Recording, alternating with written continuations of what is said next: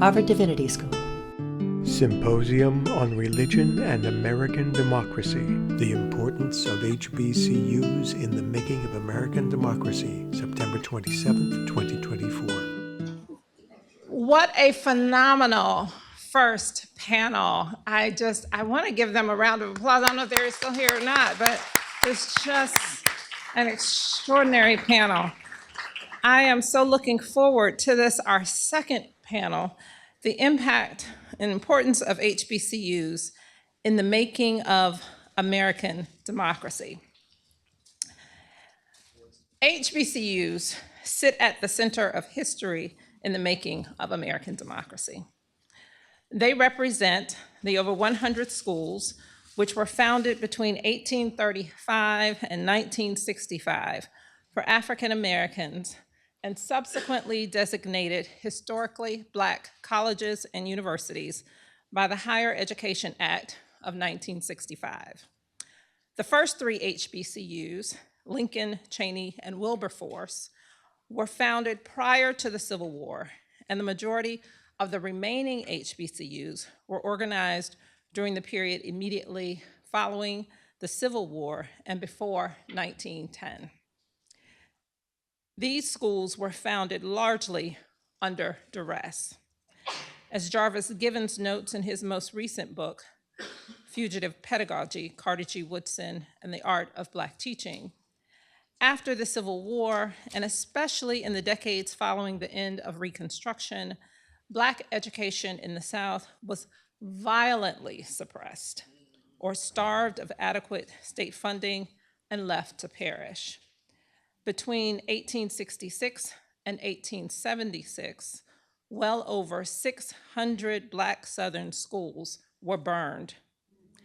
At the turn of the 20th century, W.E.B. Du Bois described whites' fierce opposition to Black education as having, quote, showed itself in ashes, insult, and blood. Formerly enslaved persons unable to attend white universities in need of education and skills to survive pooled their minimal resources together to figure a way forward. Through the aid of Black religious bodies, white Northern missionaries and religious organizations, and eventually with government funding for land-grant institutions, over 100 historically Black colleges and universities were established. Approximately 119 of the 240 Negro institutions, this is a quote, of higher education counted by a self-study provided by Northern philanthropists in 1910 became four-year colleges. Of the original 119 colleges, there are approximately 103 remaining open today. As many have pointed out, historians and scholars have pointed out, our democracy did not simply appear, simply because it was declared. Instead, it took a civil war, numerous amendments like the 13th and 19th Amendment, a women's rights movement, a civil rights movement, and today, numerous ongoing lawsuits to realize the promise of democracy. And I would add here, it took historically Black colleges and universities. Not only have they produced leaders like Martin Luther King Jr. and Thurgood Marshall, who we all know, and contemporary leaders like Jim Clyburn and Stacey Abrams, Vice President Kamala Harris, and one of our special guests. Thank you so much, Tracy. I am a graduate of Spelman College.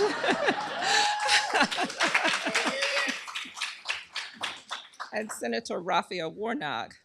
They also opened doors of possibility for immigrants to the United States trying to establish themselves professionally.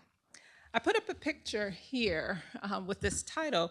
It's a picture of an organization that my parents were part of at Atlanta University, where they both earned their MBAs. And in that picture, you can see that there are South Asians there. My parents talked about the number of African students who were there. So it served, HBCUs in large part served as a professionalizing place for immigrants coming to the United States.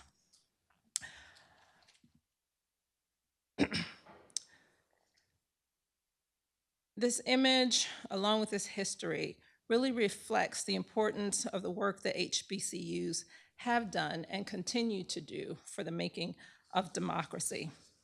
And so I am truly excited today to bring to you a panel of scholars and leaders who have been thinking and writing about historically Black colleges and universities. And so I would like to invite them to the podium as I introduce them.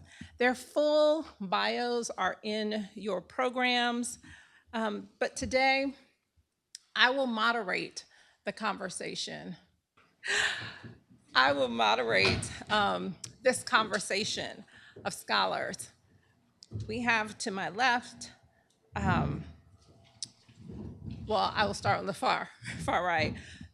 Professor Jelani Favors, he's the Henry E. Frye Distinguished Professor of History from North Carolina Agricultural and Technical State University, North Carolina A&T. So good to have you. Professor Tony Frazier, who taught for years at North Carolina Central University and is now a professor of history at the Pennsylvania State University. Yes. Professor Crystal Sanders is Associate Professor of African American Studies from Emory University and a 3-time graduate of Harvard.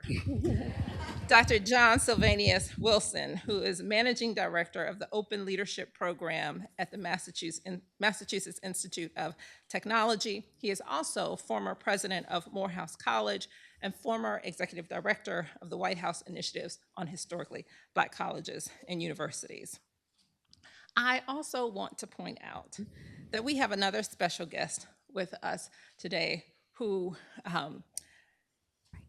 is not on the panel this morning, but gave a beautiful blessing on last night, one whom carries with him HBCUs near and dear to his heart, the Reverend Dr. Robert M. Franklin, Jr. Would you please stand up? He is currently at my previous academic home before coming here, Emory University. Dr. Franklin is an HDS graduate, I might add. He also served as president of Morehouse College from 2007 to 2012, and now holds the position of the inaugural James T. and Bertha Laney Chair in Moral Leadership at the Candler School of Theology. And so, Dr. Franklin, perhaps you have a question or two for our panelists today as well. I just might want to note that Harvard Divinity School produces presidents of Morehouse College. So if your ambition is to become president of Morehouse College, I would highly recommend that you stop by Harvard Divinity School. And so with that, I want to start our panel discussion.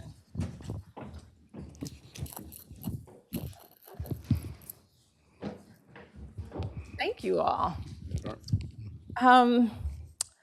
We imagine ourselves creating a multiracial, multi-religious democracy. It is, some might argue, an experiment of the highest order. I'd like for you all to talk to me about how HBCUs have helped to shape the possibility of American democracy. I'll start. I'll point out, though, that in addition to Bob Franklin and myself, HDS has produced 2 other HBCU presidents, one being the first, being Mordecai Wyatt Johnson, who's longtime president of Howard University, and another being Ben Payton, longtime president of Tuskegee. So that's 4. So what you said is really true. Right. and may I say this too? I'm gonna add to this. Morris College in Sumter, South Carolina has helped produce HDS deans because Preston Williams' mother graduated from Morris College and my father graduated from Morris College. Well, there you go. There we go. There you go. So in terms of HBCUs and democracy, I I think it's pretty clear that HBCUs had a lot to do with American democracy maturing. Basically, HBCUs deliberately, aggressively shaped the generals and the foot soldiers and the generals of the civil rights movement that would change democracy. The measurable results are two civil rights acts, Voting Rights Act, all in the 60s, and the opening of American higher education, as well as other things. One of the things I ask in my book is, why didn't the civil rights movement happen 100 years before it did? It didn't because places like Harvard, the other Ivy Leagues, they were not about democracy, they were about aristocracy. It took HBCUs to do that.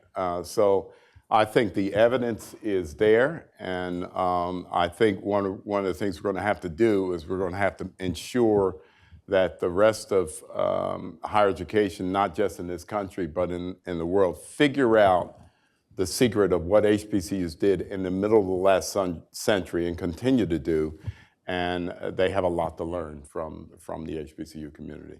The problem is the change hasn't happened the way it should, and those institutions have not evolved enough, the PWIs, because for most of their history, they have been reflective of the problem of democracy and too reflective of it to be corrective of it. So. Marla, when I think of, well, first, thank you for inviting me to participate in this event, but when I think of HBCUs and democracy, I think of someone like Simon Atkins, who created present-day Winston-Salem State University in 1892. Teachers College. And soon after he opens the institution, he creates its motto, which is enter to learn, depart to serve. And I think that motto is indicative of the missions of all HBCUs, which kind of inculcate a mission that's greater than personal gain for HBCU students, right? So letting them know that they're not just going into this institution to make money or to get a job, but they're hopefully going to matriculate and graduate and use the experiences and the opportunities they were given to improve society, or we could say to expand opportunity and freedom for all. And the one thing I'll say with regard to this question and even this panel is I think we have to take a global look at the contributions of HBCUs to democracy. If we think about the first president of Nigeria, Azikiwe, 1929 graduate of Lincoln, or the first president of Ghana, Nkrumah, 1939 graduate of Lincoln, or even something like Thurgood Marshall writing the Constitution for Kenya, their first constitution after independence. We see that it's HBCU students really trying to help people all across the world live up to these professed ideals of freedom and equality. Marla, I want to thank you for inviting me as well. To John and Crystal's points, very good points. HBCUs definitely have a heritage of scholarship, have a heritage of educating Black leadership. In many ways, they're the vineyard of Black leadership. That's where it comes from. Pushing the boundaries of knowledge. For me, you're going to hear his name a couple times up here today, Dr. James E. Shepard, the founder of North Carolina Central University. He created a motto of truth and service. And he really did believe in American democracy and the promise. And he pushed his institution and he pushed his students to live that ethos. So I think that all combines that. And so. Thank you, Marla, for having us here. It's an honor to be with you all. I'm going to borrow a phrase from Eddie Glaude, who talked about the importance of these Black spaces and why they matter. In a recent documentary, he talked about doing the work of imagination. Right? And I think that's what HBCUs have represented.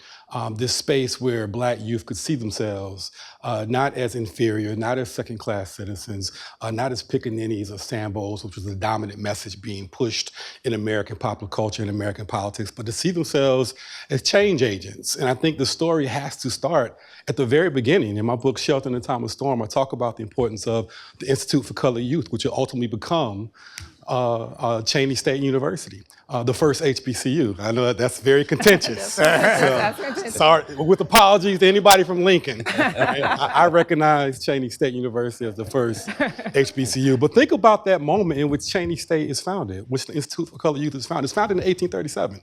Right? That's a moment where the electorate is actually beginning to expand for the first time to empower working class white men. Right? And so the fact that HBCUs are created within that space, a very violent space, in a place like Philadelphia, it highlights the work that's going to begin to take shape in that space. And look at what happens with Octavius Catto, who's one of the first graduates of the Institute for Colored Youth. He's assassinated, killed in the streets of Philadelphia in 1871. Why? Because he was working to expand voting rights for African Americans. He and his students were lobbying Congress for the passage of the 15th Amendment. So to your question about what have HBCUs done to reshape American democracy, this is a question, this is a subject which has been very much prevalent within these spaces from the very, very beginning. You talked about the secrets of HBCUs in the mid-century, like as if there's a secret sauce. Can you all talk about what that constituted, and maybe even talk more about the humanities and the work of the humanities at HBCUs, and really the kind of disinvestment in humanities and the threat that poses to the future of our imagination about democracy? Yeah, I'll jump right in there. That's the work of imagination, right? And that's what the humanities have often represented.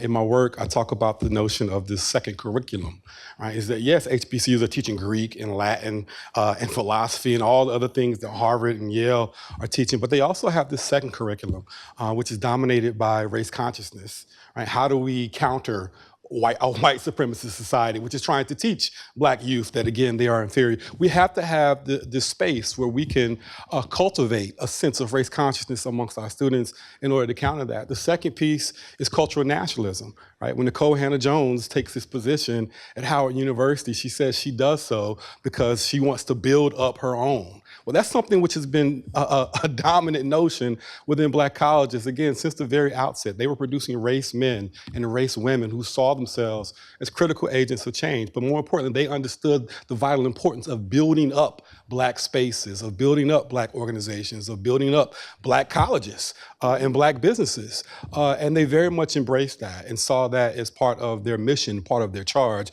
And then the third piece, which again I think is relevant to the conversation today, is that they taught idealism. Right? They constantly talked about democracy and citizenship. In the primary sources that I consulted for my study, those were two words that popped up all the time in Black college newspapers. They were constantly talking about citizenship and democracy in a space where they were denied citizenship and democracy. So it was a very, very deliberate tone, a very, very deliberate curriculum that's being administered. That is the secret sauce of how do we, one of the things, the questions that really led me to engage in the work that produced that first book is how do we produce Ella Baker? Right? How do we produce a Diane Nash? How do we produce a John Lewis? How do we produce a Marla Frederick? Right? I mean, this is a long serving secret sauce. The political ingredients that have gone into it have transformed and produced generations of activists and leaders and scholars who have been at the forefront of transformation and change in America. Marla, I don't know how you get to the secret sauce. You walk in the space, you've been taught in the space, and you walk in there and you see these wonderful students in front of you, some of them who are dynamic in the beginning, some of them who are very rough in the beginning, and how do you push them? How do you move them? Folks come along and say, well, what's the pedagogy? Well, sometimes it may not be a fancy word to put on it. You just go in there and you do the work, and you're trying to motivate them to your larger point and push them to think about things larger than themselves. So how do you capture that? How do you move them? And you walk in this space and you're teaching students about 18th century Europe, and now you explain to them that Black people have a role in 18th century Europe, beyond slavery. There's a space for them there. So you get them to understand that, yeah, we're talking about Western civilization, but you're also in this. And how do you teach those values and push them? And that's something that you constantly do. And the students push back, and you're trying to explain that to them. So the secret sauce, I don't know if we're ever gonna be able to explain it. We're gonna continue to write books and try to explain it. but it's something that's very dynamic, and sometimes it's passed down. I know for me, I remember the first year I had poli-sci. My first political science professor at NCCU was Judge Shields from Durham, North Carolina. So she's teaching us about participatory democracy. That I never forgot her. I still have her lecture notes from that class. So, but that's something she stressed to us in that classroom. Now, I have a judge teaching me poli-sci. So that's a beautiful thing. So you don't know where this is gonna come from. So the sauce it's just a sauce. And it's a secret. What it sounds like Jelani and Tony are saying is that the secret sauce includes the work of dedicated faculty and administrators. If we think about institutional histories, I think of someone like Willa Player, the president of Bennett College. Yes. And she was constantly stressing that Bennett College is a liberal arts institution where students have to really take what they're learning in the classroom and apply it in larger society. So at one point in 1963, 75% of Bennett's student body is in jail. They've all been arrested. And the Board of Trustees is saying what's happening. Bennett parents are saying what's happening. And Dr. Player essentially says they have implemented what they have learned in the classroom. And we should be celebrating the fact that they understand they have a role to play. They have a responsibility, not just to study democracy, not just to study citizenship, but to go out and demand it, to go out and act on it. And I mean, there's countless examples. At Tougaloo College, Ernst Berensky, who's a German Jewish refugee from the Holocaust, who comes to Tuskegee in the 1940s, and he immediately implements something that he calls the social science forums. But he is gathering Tougaloo students to really discuss segregation, disfranchisement, and all of the other assaults on Black citizenship. Sitting in those forums are people like Joyce Ladner, right? Hollis Watkins, Lauren Tekiat. And so they're sitting around after class having these conversations weekly. So we shouldn't be surprised that they didn't go act on it, right? When they get arrested, they are doing what they've learned, right? They're connecting the praxis with the theory. And that, I think, is the secret sauce, that all of these HBCUs have had dedicated faculty and administrators who help students to make those connections between what they're learning and how it applies in the real world. I think echoing what W.B. Du Bois was saying for decades, really. In 1916, John Dewey said, "Democracy must be born anew every generation, and education is its midwife." I think it's pretty clear that the only subsector of American higher education institutions that have taken that seriously are HBCUs. And I mentioned the measurable results just a minute ago. I don't think the secret sauce is so secret. It does depend on the people, and that is a key. It's a point you've all made. I think it is, I've thought a lot about it, and you better think about it if you preside at one of these institutions, at any institution. But it's in the curriculum, it's in the campus culture, it's in the campus communications, and if it goes deep enough in those three places, it'll get into the campus character. The way I describe the secret sauce is HBCUs have been particularly good at giving students a dual competency, a skill set for a better me, and a mindset for a better we, all right? The skill set for a better me is, I gotta get a job. I gotta go out and get a family, get a house, get a car, all the things that's not enough though. You gotta have a mindset for a better we. You gotta think about, and that's how they produce all those people. One point of contrast. One of the most prominent graduates of PWI also happens to be one of the most prominent graduates of Harvard. His name is Bill Gates. He came out of here, he's a dropout of Harvard, as a matter of fact. Came out of here, became the wealthiest man on the planet, and returns in 2007 as commencement speaker. And he says in his commencement address to Harvard, I regret that I left Harvard with no real awareness of the tremendous inequality and suffering and inequity in the world that is rendering billions of people to lives of despair. I came out of Morehouse, we came out of HBCUs, acutely aware of everything to which Bill Gates was blind. That should make you ask, what is Harvard not doing that it should be doing? And it should make Harvard and all the other PWIs ask, what are HBCUs doing that we should be doing? Right. Giving them not just sight, eyesight, but vision for a new world. That's the secret sauce right there.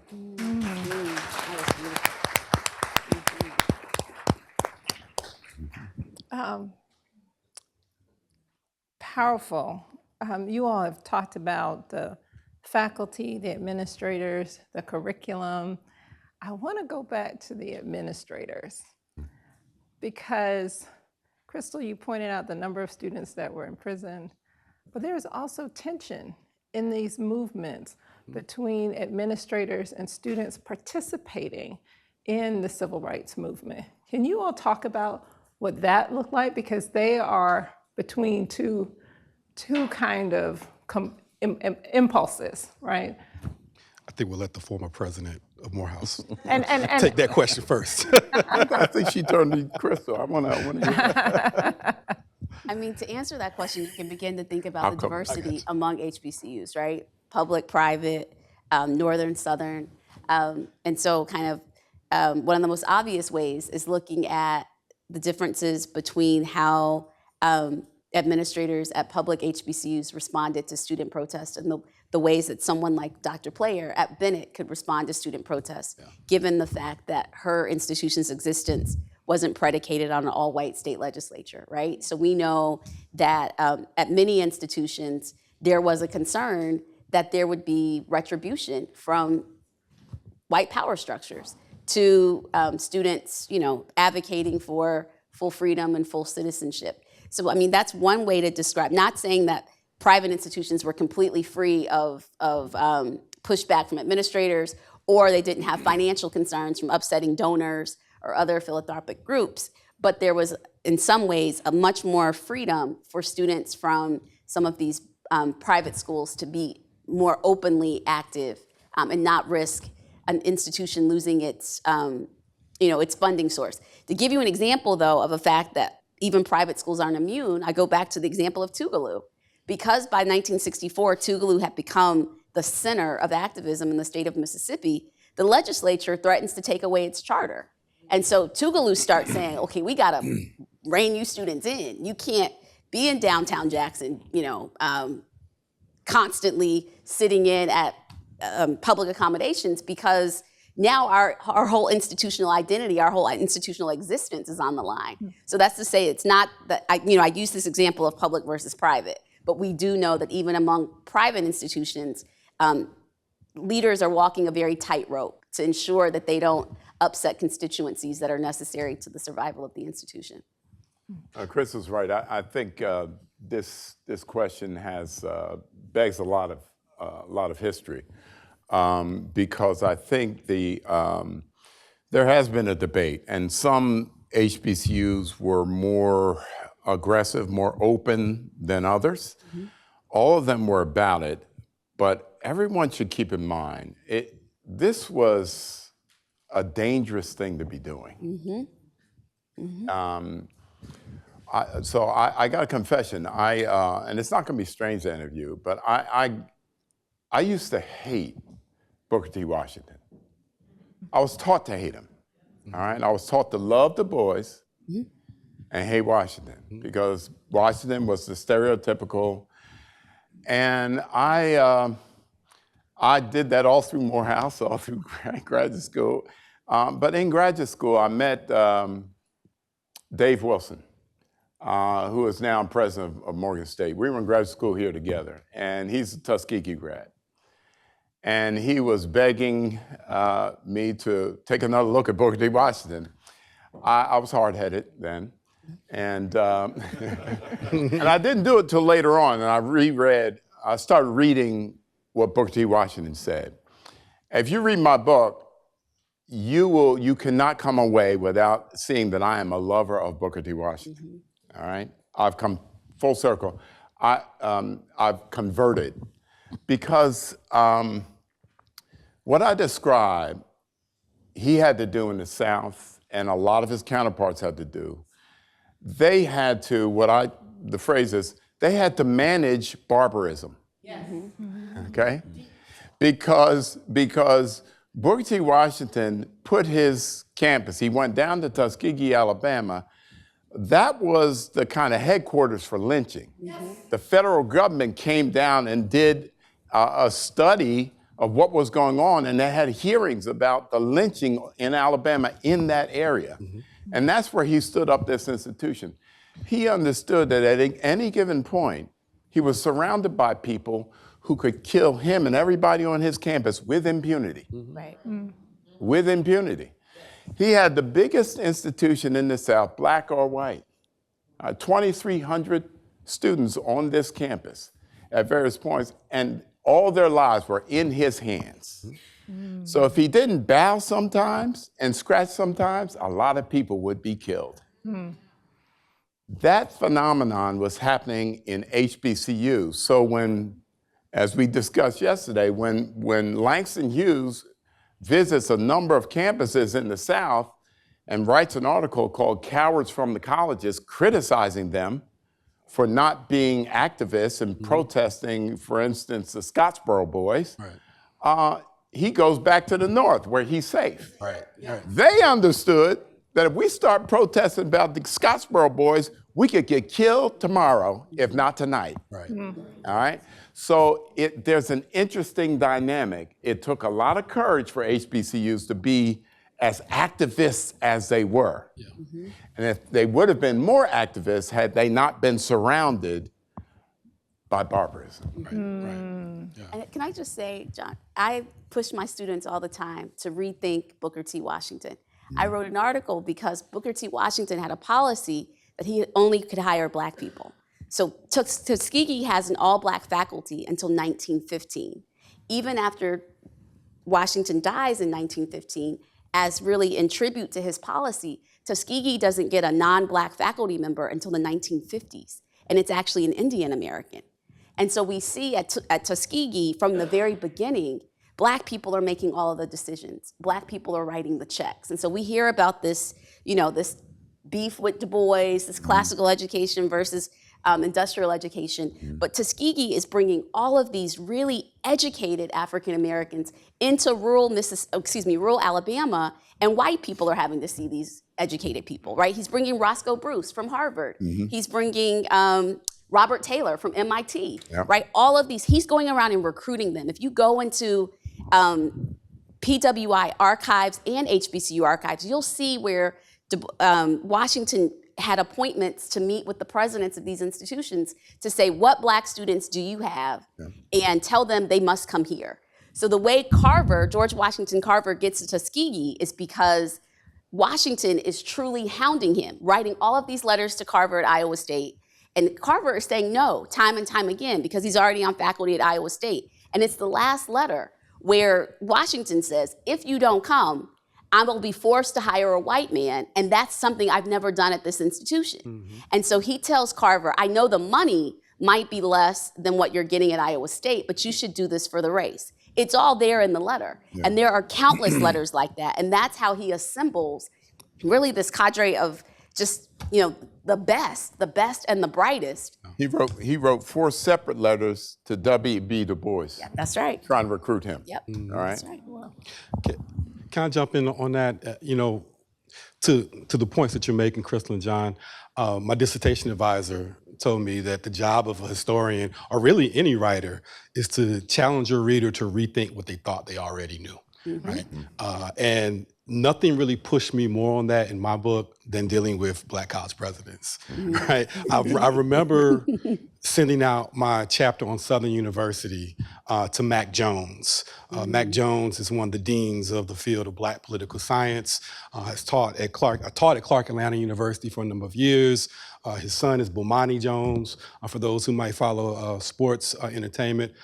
So I sent this out to Mac Jones, who had been expelled from Southern University. And in the opening of that chapter, I really kind of kneeled and really tried to poke fun of Felton Clark, who was the president of Southern University for over 40 years. But he's also president during the sit-ins. And so I opened up that chapter kind of talking about some of his policies and some of his politics. And Mac Jones says to me, again, this is a man who's expelled by Felton Clark. Be careful with how you handle Felton Clark. He said that before the sit-ins took place, we actually thought of him as a race man, right? And that he was very much endearing to us on campus. We thought of him as a father figure. We thought of him as an architect of this space. It's Felton Clark, who, to your point, Crystal, recruits Rodney Higgins to come to campus, who again is sort of seen as a founder of the field of Black political science. Recruits Jewel Prestige, again, another prominent figure within the political science field. Recruits Elsie Lewis, one of the first Black women to earn a PhD in the field of history. Invites Elsie Lewis. And again, what is Elsie Lewis and Rodney Higgins, what are they doing? They're doing the work of participatory democracy, right? They're holding these voting clinics on campus. They're going outside of the campus into the Scotlandville community that surrounds Southern University. They're engaging the citizenship about how we can and how we should access the ballot. And so it's Felton Clark who really plays a critical role in shaping all that. And then the sit-ins hit, and there's all this pressure, right, to crack down. And it's not just Felton Clark, but throughout the Deep South, particularly at these public institutions, these state institutions, where so many of those Black college presidents felt that pressure. And so I had to sort of rethink how I characterized, how I dealt with, and described the legacy of Black college presidents during that time, because it is indeed a very complex picture that it deserves greater attention. And I don't want to besmirch Booker T. Washington, but I don't want to go deep in love either.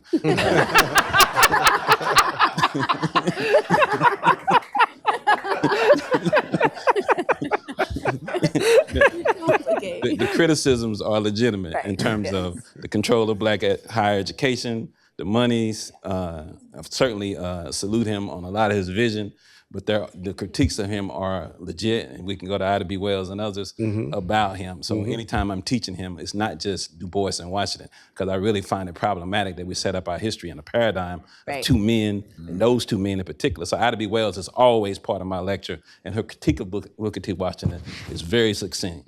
So, yeah. Complicated. Yeah, the goal is to complicate him. Yeah. You know, it's not that you can, I want you to love him, but I also want you to understand him from many different narratives. There's more than one narrative to understand Booker T. Washington. Yeah, we have to push back a little bit. Read the book. I love it. Can you all talk to me a bit about, we've talked mostly about kind of undergraduate education, but I want to talk about the significance of these professional schools that HBCUs are working to establish, particularly the law schools, and the effect of their openings and their closings on American democracy. I'll begin. That's what my new book is about. I was going to say. So when we think of Black educational opportunity during the era of Jim Crow, you know, as late as 1936, there were only graduate and professional school programs at 7 Black universities or colleges or universities, and they were all private. It's after 1936 that we began to see public institutions create graduate programs, and that's in response to Black demand for these programs.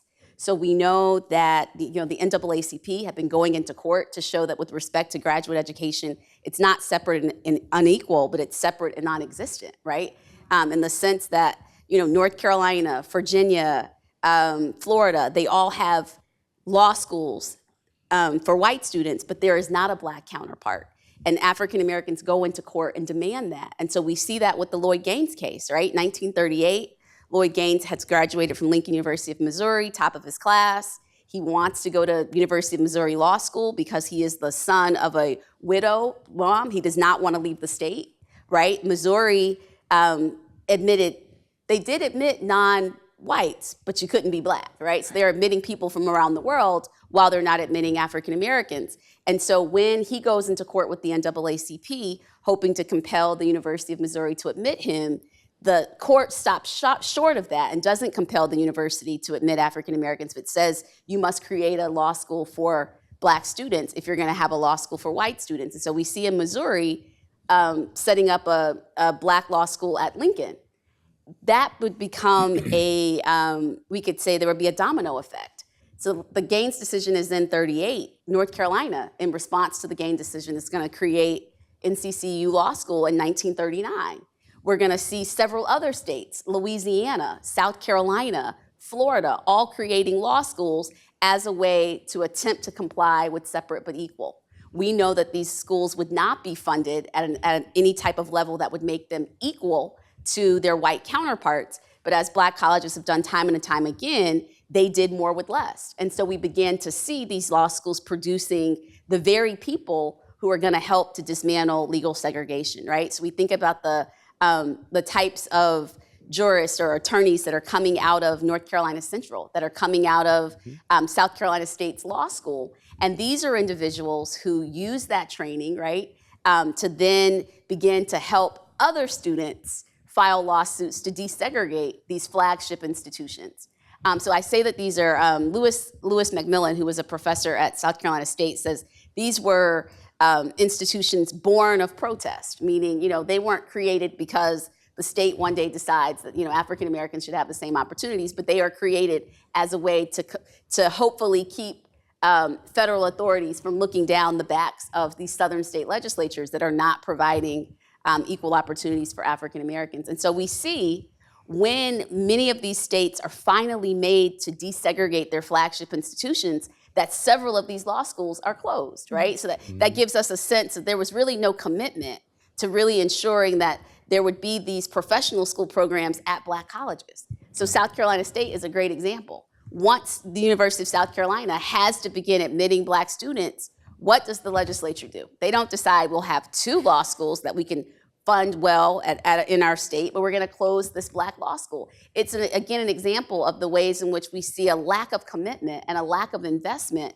from southern state governments into Black institutions. And that's something that we're still seeing today. Yeah. Just very quickly, go ahead. To Crystal's point, at North Carolina Central, Dr. Shepard he's maneuvering behind the scenes to get these programs, but they're also born out of this struggle of not having these programs. And those lawyers who worked on those cases, those prior generations, those people had graduated from North Carolina Central University. So they were totally at odds with his vision. Right. So that created a problem. So you have the national NAACP looking at Shepard like, you've sold us out. And the students who he produced make an argument in support of the national NAACP. So they end up having this huge conversation. And the people from Durham outright say, we can attack Shepard, but you can't. So these things are not always crystal clear. So they're fighting against the man who they honor, but at the same time, they don't want anyone outside Durham critiquing him. Yeah. I was going to add that they further illustrate the whole point of this conversation. That's how radically different HBCUs have been in terms of the model of education they've represented. When these law schools are created, right, they produce a wave of lawyer activists who take on segregation, right? I mean, think about Howard University, think about Southern University, think about Florida A&M University. The lawyers that are coming out of there are going to be leaders of the movement. And so, to borrow a phrase of the urban philosopher Kendrick Lamar, they not like us, right? In terms of the work that they're doing. And Black colleges have always set this example, have been set apart in terms of the agency, in terms of the activism they produce. And again, that's the secret sauce, right? The deliberate curriculum that they're being exposed to within those spaces that empower them to go out there and to deconstruct white supremacy where they find it. And that secret sauce, it made me think of Howard, right? When Charles Hamilton Houston comes to Howard Law, he says, we're going to produce social engineers. You can either be a parasite or a social engineer. He starts telling students that on day one. And so he's essentially saying, you're either going to use your training, right, to help us begin to dismantle racial apartheid in the United States, or you might as well leave this law school. And he aggressively weeds them out. Yes, he does. He said, I only want the best. Right. Because we have a serious task at hand. Yeah, with the classic, look to your left, look to your right. Some of you won't be here at the end of the semester. Because he says you're useless. You're a parasite. Yes. And that was hostile in some places that look to your left or right. I tried to change that as President Moore. I said, look to your left, look to your right. Take care of that, brother, Yes. because that's your We brother. need them. Yeah. But I do think to this question, the point's been well made on the emphasis on being different. The only thing I'll say about that is this: what Vernon Jordan said of Howard Law School. All right, he said Howard Law School is the West Point of the civil rights movement. Wow.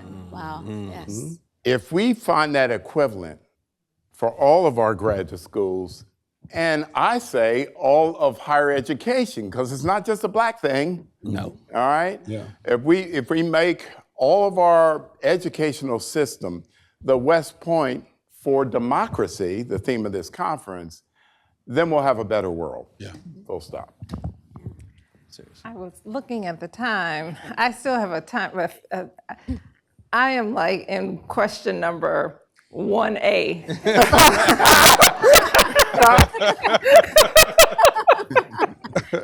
Go to B. So many wonderful directions to go, but I want to ask two questions and then allow you all to choose how you want to respond. Crystal, you talked a little bit earlier just about the impact of HBCUs globally, but I want you all to talk about the kind of multiracial nature of the professional and undergraduate schools, both in its students and in its faculty. And so, Herskovitz is at Howard at one point. Howard Zinn is teaching at Spelman. I'll bring Nikki Haley's father. He's taught a long time at Denmark Tech. Yeah. I know. And so these faculties have historically been very diverse, and the student bodies have worked to educate beyond Black students, Native Americans, South Asians, poor whites. Can you talk about the impact of that kind of vision of HBCU's leadership? So Crystal alluded to this earlier, and I want to say this. At our university, Dr. Manassas taught philosophy. He retired in 1973. Of course, he didn't teach me. I'm not that old. But he had escaped Nazism. And North Carolina Central was a place, and Dr. Shepard hired him. And he always said Dr. Shepard saved his life. Because those faculty who ended up at HBCUs escaping Nazism, that was a very important thing for them. But they also brought their talents with them as well. And one of the students that Dr. Manassas influenced deeply was Julius Chambers. So that young history student who he had in his class goes on to become Julius Chambers, who we know is the great lawyer and the future president of NCCU once he matriculates back. So these institutions, our institutions, they have that capacity, and they still have that capacity. You come to a NCCU now, you're going to see a diverse faculty.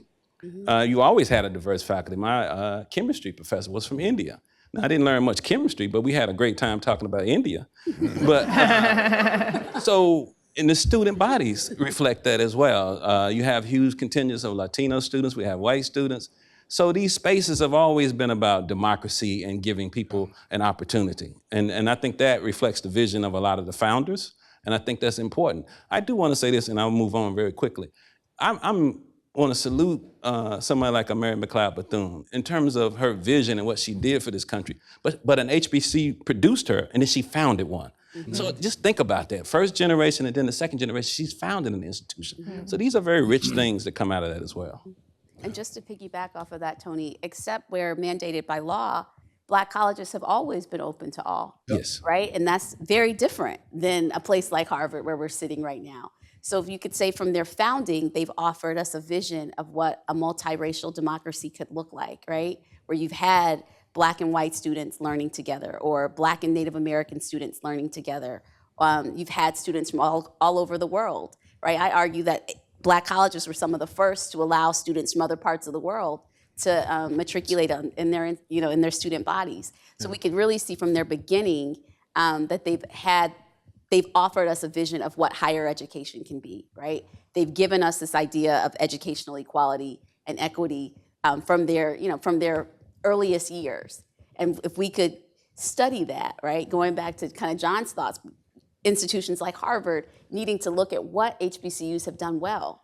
And we see that they've had this expansive visions since their founding. And we know that most PWIs have not had such an expansive vision from their founding. And speaking of the founding, your question brings to mind my perception of Christianity, because HBCUs were diverse from the start. You made the comments in the opening about when they were founded. One of the reasons why W.B. Du Bois called the period of the birth of HBCUs, the thrust of them right after emancipation, was because he called it the finest display of democracy the world has ever seen. He said that because a lot of white Americans who called themselves Christians dropped their lives. They were in New England. Yes. They dropped what they were doing. Their Christianity caused them to do that. They came south and helped to stand up HBCUs. That's the kind of Christian. Now, there's one set of Christians, white Americans who call themselves Christians, who helped to make black colleges possible. There's another set of white Americans who called themselves Christians who ensured that HBCUs would be necessary. Right? Those are two different religions. FYI. They're very different. All right? And I want to insist that that difference is key, and we haven't resolved it. We haven't resolved it yet. The Ku Klux Klan was a Christian organization. Most lynchings took place on a Sunday afternoon after church, presumably in the name of Jesus, not my Jesus, but some Jesus. This is a mix, and Harvard Divinity School can help us sort through this kind of thing and understand what's going on with Christians, the whole history, because the integration, the possibility of HBCUs and the integrated teaching and some enrollments was from a different kind of Christianity than we see today. They were not white nationalists, evangelicals.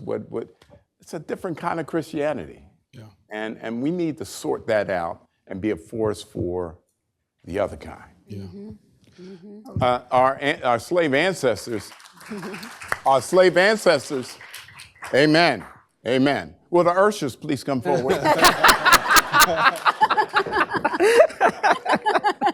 No, our slave ancestors understood that point, and they put it in a song that went, everybody talking about heaven ain't going there. Yeah, that's right. Yeah. They said, we're not the same kind of Christianity as some other Christianity. That's what that meant. Oh, yeah. My final question before we go into audience Q&A has to do with a kind of renaissance in talking about HBCUs today. We saw, even in philanthropic donations to HBCUs, Mackenzie Scott has given over $500 million to HBCUs. Michael Bloomberg recently donated $600 million to HBCU medical schools.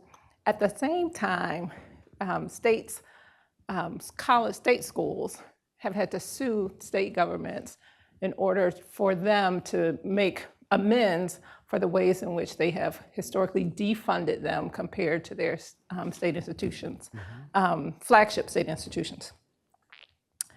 How do we make sense of, it's not really even making sense, but what do state governments and maybe even PWIs owe to HBCUs for the kind of yeoman's work that they've done in building American democracy? We've talked about so much that HBCUs have given with such few resources, but what then do we kind of owe HBCUs?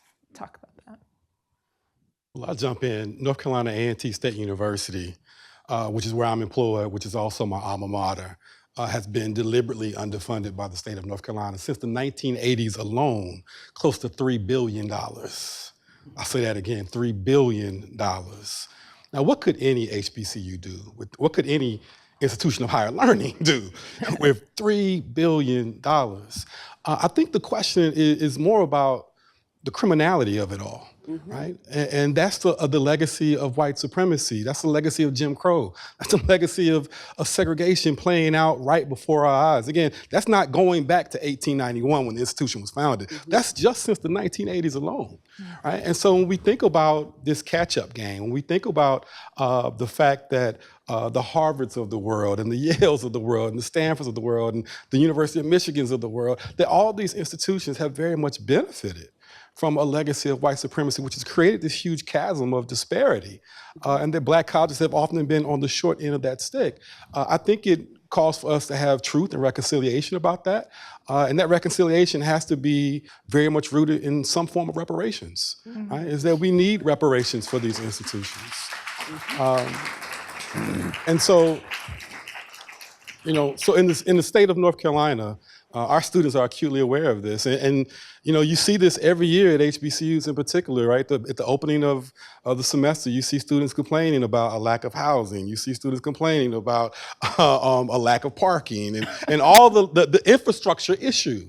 And one of the things I often tell my students, instead of taking to TikTok, instead of taking to Instagram to voice your displeasure with North Carolina A&T, let's go to Raleigh, right? And tell them to pay us what they owe us, right? And we can rectify a lot of these issues. Yeah. I think the debt has been paid, but they're being measured by standards that are unbelievable. What the standards should be about what they have endured to still be here. And that seems to be forgotten. And it's almost as if we're asking these institutions, because when we look at we got the sunny side, but then when we look at the other side, the side that is not so pretty, you're asking these institutions to make brick without straw. You really are. And they have. And they have. And they have. But what do you owe? And there's a lot to be paid. To Jelani's point about reparations, how do you get people to give? And then when the giving is done, then you manage that giving. So we know we see the stories about institutions that are in trouble. And will they survive? And these are questions that are continue to confront HBCUs. And we don't want to lose any more HBCUs because they're, once they're gone, it's hard to bring them back. Yeah. And that means that, their institutional history is gone and people's legacies tend to move away. So how do we get people who are outside the institution to give, to see the value of these institutions? Because they are valuable. But how do you get that from them? And people are making huge donations, but to what ends, I want to piggyback off of Jelani's point because, yes, while I'm happy Mackenzie Scott and other philanthropists are giving, I want to go back to what the state owes these institutions. Yes. So Jelani was referencing in September of 2023, the Secretaries of Agriculture and the Secretary of Agriculture and the Secretary of Education sent letters to 16 governors, essentially saying, we know that your state has not given its Black land grant its the funds due under the land grant Morrill Act, right? Yep. And my problem was they dated it from 1987 to 2023. Right. But my new book that just came out talks about this arrangement that I call segregation scholarships, where one way that Southern states tried to say that they were in compliance with separate but equal was to make Black students go out of state for anything beyond the bachelor's degree, right? So I call this arrangement segregation scholarships. Mm-hmm. But here's the problem. When we think about these segregation scholarships, we have to think about how that arrangement was a disinvestment in Black colleges in two main ways. Number one, many of these states paid for their segregation scholarship programs by taking money out of their public Black colleges' budgets. Mm-hmm. So in the state of Florida, for every dime that's used to pay for a Black student to pursue a master's or PhD in the North, Midwest, or West, that money was taken out of the annual appropriation of FAMU's budget. Mm-hmm. And this is something that most states were doing. In Arkansas, anytime a Black student had to leave the state to get the same thing that white students got at the University of Arkansas, paying for that came out of the Pine Bluff budget. Mm-hmm. That is an insult, right? Think about it. You're robbing Peter to pay Paul because these institutions were already underfunded. But then here's the other thing. Southern states had a choice. They could have created graduate and professional school programs at these Black colleges, but they choose not to do that, right? So that's, again, neglecting to create more academic programs at these institutions. I take the example of North Carolina A&T. Even after we see a unitary UNC system in the late 1970s, early 1980s, when the state of North Carolina decides that they need a vet school, the question was where that vet school was going to go.